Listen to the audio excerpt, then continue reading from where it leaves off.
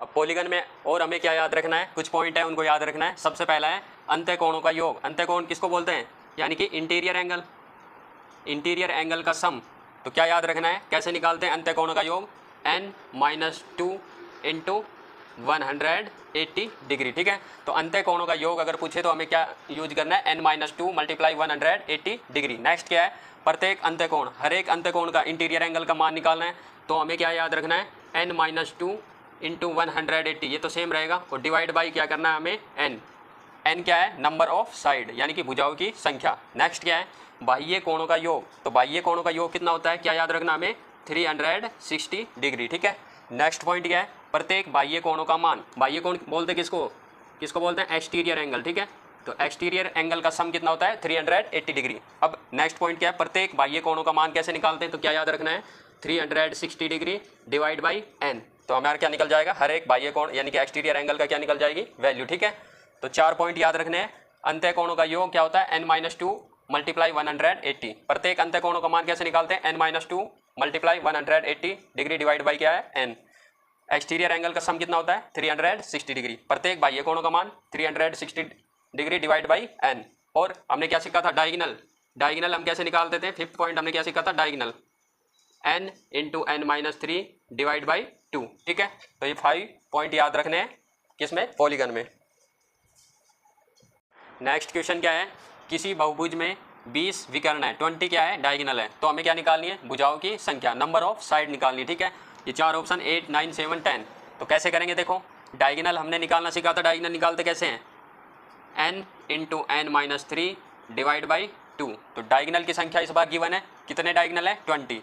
तो विकर्ण की जगह हम क्या रख देंगे, 20 equal to n into n-3 divide by 2। अब क्या करेंगे, क्रॉस मल्टीप्लाई, ये 2 इस साइड जाकर क्या हो जाएगा, मल्टीप्लाई में हो जाएगा। 22 जा क्या होता है, 40 equal to n into n-3। ठीक है, अब देखो हमें कैसे करना है इस क्वेश्चन को। 4 ऑप्शन हमारे पास गिवन है, तो n की वैल्यू क्या रखे, क्या रखे कि क्या आ जाए हमारा, इक्वल में क्या आ जाए, 40। तो ऑप्शन से रख के देखते हैं सबसे पहले, तो नहीं तो फिर क्या बन जाएगी ये, द्विघात समीकरण। तो सबसे पहले तो ऑप्शन से करके देखते हैं, हमारे पास तो 4 ऑप्शन मिलेंगे। 8 सबसे पहला ऑप्शन क्या है, 8 को रख के देखते हैं। n की जगह में क्या रखते हैं, 8। हमें निकालने क्या है, नंबर ऑफ साइड। n की जगह हमने रख दिया 8 में से 3 सब्ट्रैक्ट करेंगे तो मल्टीप्लाई क्या आ जाएगा, 5। 8 5 जा क्या होता है, 40। तो यानी कि पहला ऑप्शन रखने पर ही हमारा क्या आ गया, आंसर। तो कौन सा ऑप्शन आएगा, ऑप्शन नंबर ए। जैसे हम 9 को रख के देखते हैं, तो 9 को रखने पर क्या आ रहा है, 9 में से 3 सब्ट्रैक्ट करेंगे 6, 9 6 जा क्या होता है, 54। क्या 40 और 54 इक्वल है, नहीं है ना, तो ये ऑप्शन हमारा क्या होता है, गलत। और हम इस क्वेश्चन को कैसे करना है, देखो 22 जब 40 क्या इक्वेशन बनी, n इंटू n-3। ठीक है, अब n से मल्टीप्लाई करेंगे, n इंटू n क्या हो जाएगा, n स्क्वायर प्लस माइनस क्या साइन आएगा, माइनस का 3 मल्टीप्लाई n क्या आ जाएगा, 3n, और ये प्लस का 40 है, इधर आके क्या हो जाएगा, माइनस का 40। अब क्या बन गई, ये एक द्विघात समीकरण बन गई। तो कैसे सोल्व करेंगे इसको, देखो मल्टीप्लाई करने पर क्या आना चाहिए, माइनस का 40, और ऐड या सब्ट्रैक्ट करने पर क्या आना चाहिए, माइनस का 3n। तो ऐसे पेयर ढूंढो, मल्टीप्लाई करने पर तो 40 आ जाए, और ऐड या सब्ट्रैक्ट करने पर क्या आ जाए, माइनस का 3। 8 5 जा क्या होता है, 40। साइन क्या आना चाहिए, माइनस का, तो माइनस का क्या रखेंगे 8, और प्लस का क्या रखेंगे 5। ठीक है, तो n स्क्वायर माइनस का 8n, और प्लस का क्या आएगा 5n, और माइनस क्या है 40। ठीक है, इक्वल टू क्या आ जाएगा, 0। ठीक है, तो n हम क्या ले लेंगे, कॉमन ले लेंगे, क्या बचेगा, n -8 प्लस का 5, यहाँ से क्या कॉमन आ रहा है 5, क्या बचेगा n, 5 की टेबल में 40 कब आता है, 8 पे, इक्वल टू क्या आ गया, 0। देखो एक तो ये बन गया हमारा n + 5, और एक क्या बन गया, n -8 इक्वल टू 0। तो n की 2 वैल्यू आएगी हमारी, क्वाड्रेटिक इक्वेशन है, द्विघात समीकरण है। n की वैल्यू कितनी आएगी, 2।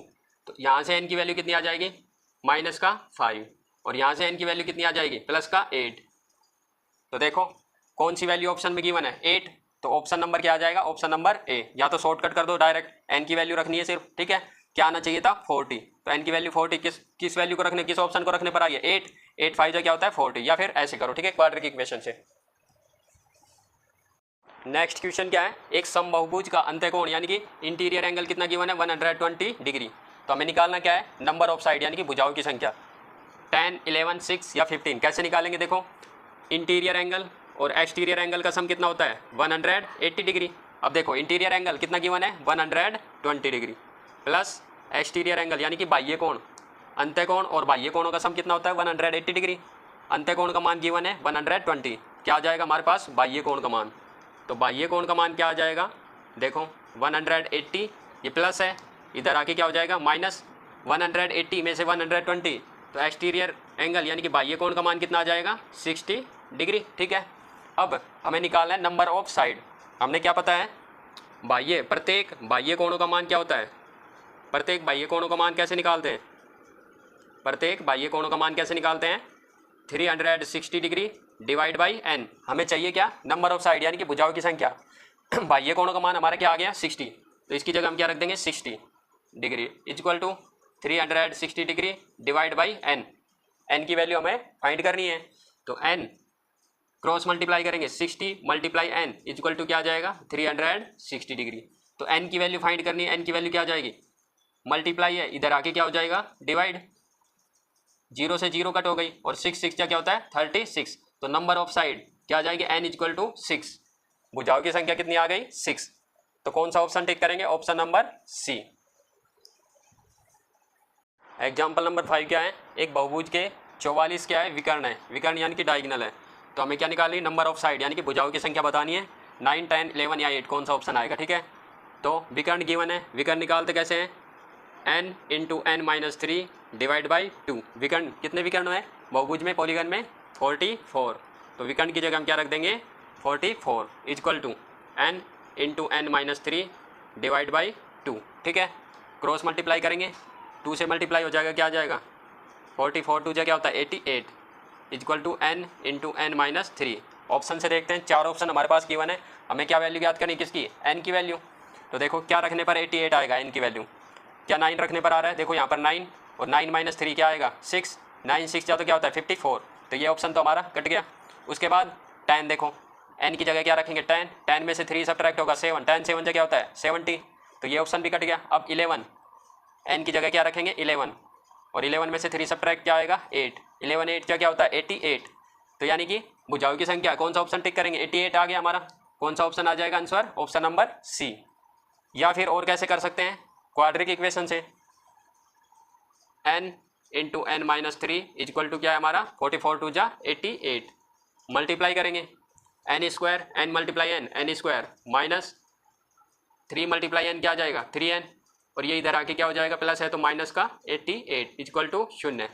अब ये क्या बन गई हमारी एक द्विघात समीकरण बन गई क्वाड्रिक इक्वेशन, यानी कि मल्टीप्लाई करने पर तो क्या आना चाहिए माइनस का क्या आना चाहिए 88 और प्लस माइनस करने पर क्या आना चाहिए 3 आना चाहिए। तो ढूंढो क्या आएगा, देखो 11 8 क्या होता है 88, हमारा साइन क्या आना चाहिए माइनस का आना चाहिए, माइनस का क्या आना चाहिए 3, तो क्या रखेंगे बड़े नंबर को माइनस रख देंगे और छोटे वाले नंबर का प्लस दे देंगे। ठीक है, तो रखते हैं n स्क्वायर माइनस का 11n और प्लस का 8n माइनस 88 इक्वल टू 0। अब देखो इन दोनों नंबर से क्या कॉमन आ रहा है n कॉमन आ रहा है, तो क्या बचेगा n माइनस 11, यहाँ से क्या कॉमन आ रहा है दोनों में से प्लस का 8, यानी कि जो ब्रैकेट में जो वैल्यू है दोनों तरफ क्या आनी चाहिए सेम आनी चाहिए, वही हमें क्या लेना है कॉमन लेना है।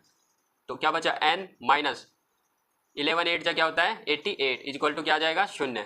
अब देखो क्या क्या बने n प्लस 8, एक तो ये बन गया हमारा गुणनखंड इक्वल टू 0 और n माइनस 11 इक्वल टू 0। हमें किसकी वैल्यू चाहिए नंबर ऑफ साइड यानी कि n की, यहाँ से n की वैल्यू क्या आएगी प्लस 8 है, उधर आके क्या आ जाएगा माइनस का 8। नंबर ऑफ साइड हमारी माइनस तो आ ही नहीं सकती, तो सीधी सी बात है हमारा आंसर क्या आ जाएगा -11 है, इधर आके क्या आ जाएगा प्लस का 11। तो नंबर ऑफ साइड कौन सा ऑप्शन आएगा ऑप्शन नंबर सी। ठीक है, थैंक यू।